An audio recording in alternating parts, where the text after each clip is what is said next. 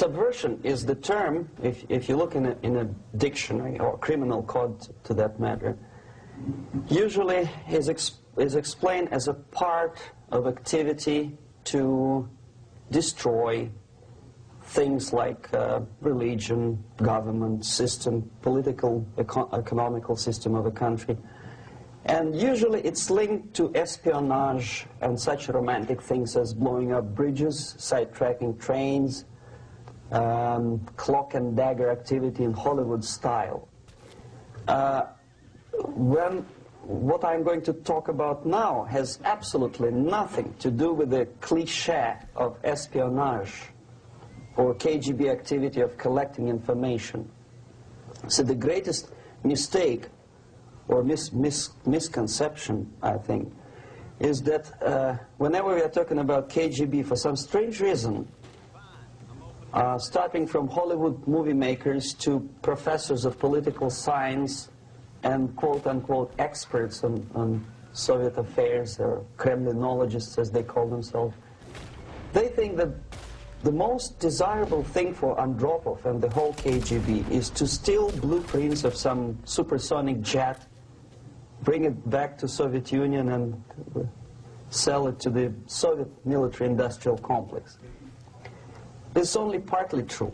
If we take the whole time, money, and manpower that the Soviet Union and KGB in particular spends outside of USSR border, we will discover, of course there are no official statistics unlike with CIA or FBI, that the espionage as such occupies only 10 to 15% of money, time, and manpower. 15% of the activity of KGB. The rest, 85%, is always subversion. And unlike a dictionary of English, Oxford Dictionary, subversion in Soviet terminology means always a destructive, aggressive activity aimed to destroy the country, nation, or geographical area of your enemy. So there's no romantics in there, absolutely. No blowing up bridges, no microfilms in Coca-Cola cans, nothing of that sort. No James Bond nonsense. Most of this activity is overt, legitimate, and easily observable if you give yourself time and trouble to observe it. But according to the law and law enforcement systems of the Western civilization, it's not a crime. Exactly because of misconception, manipulation of terms. We think that subverter is a person who is going to blow up our beautiful bridges. No. Subverter is a student who comes for exchange, a diplomat, an actor, an artist, a journalist like myself was 10 years ago. Now, subversion is an activity which is a two-way traffic. You cannot subvert an enemy which doesn't want to be subverted. If you know history of Japan, for example, before 20th century, Japan was a closed society. The moment a foreign boat comes to the shores of Japan, the Imperial Japanese Army politely tells them to get lost.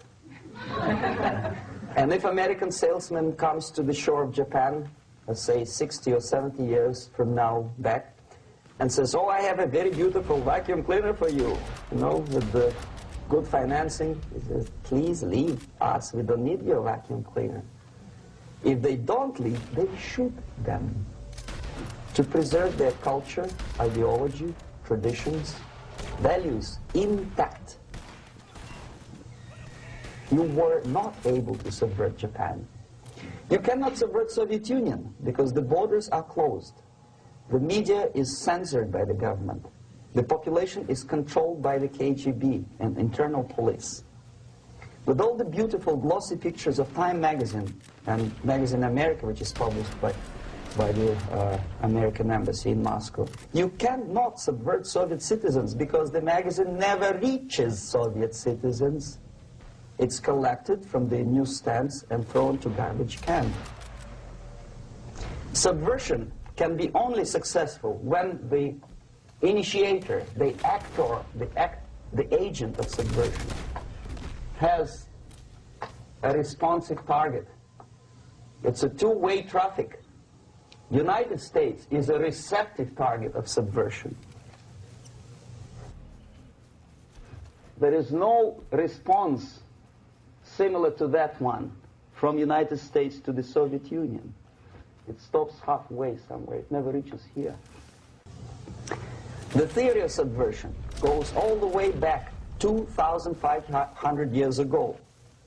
The first human being who formulated the tactics of subversion was a Chinese philosopher by the name of Sun Tzu.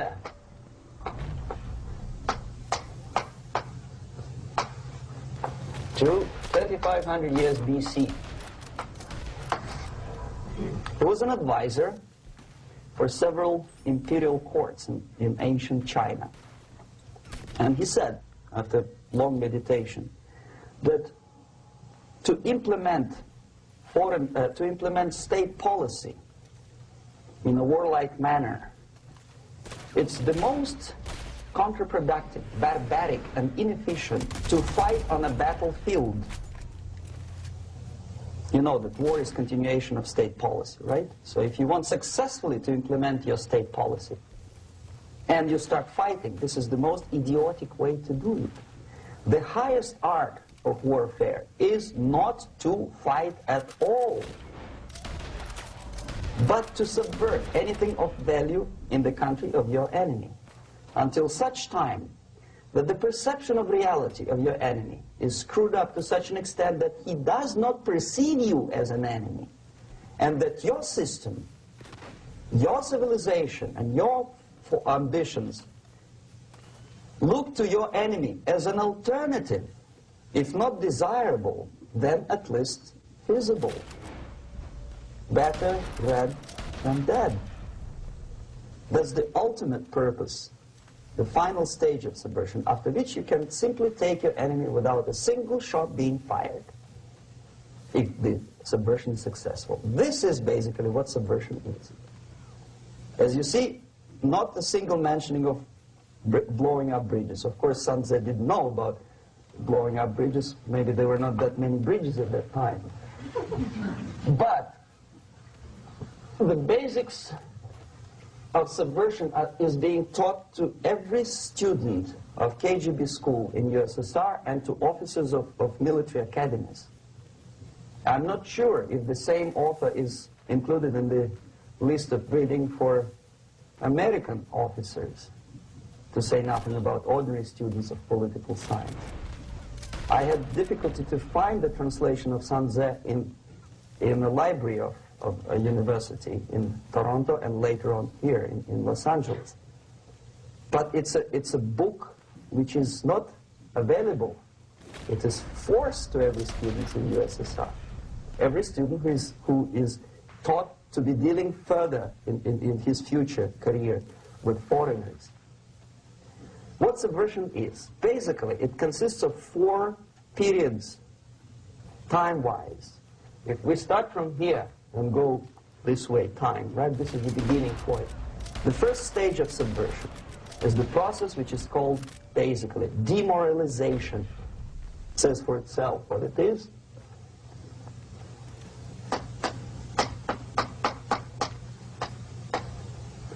It takes from, say, 15 to 20 years to demoralize a society.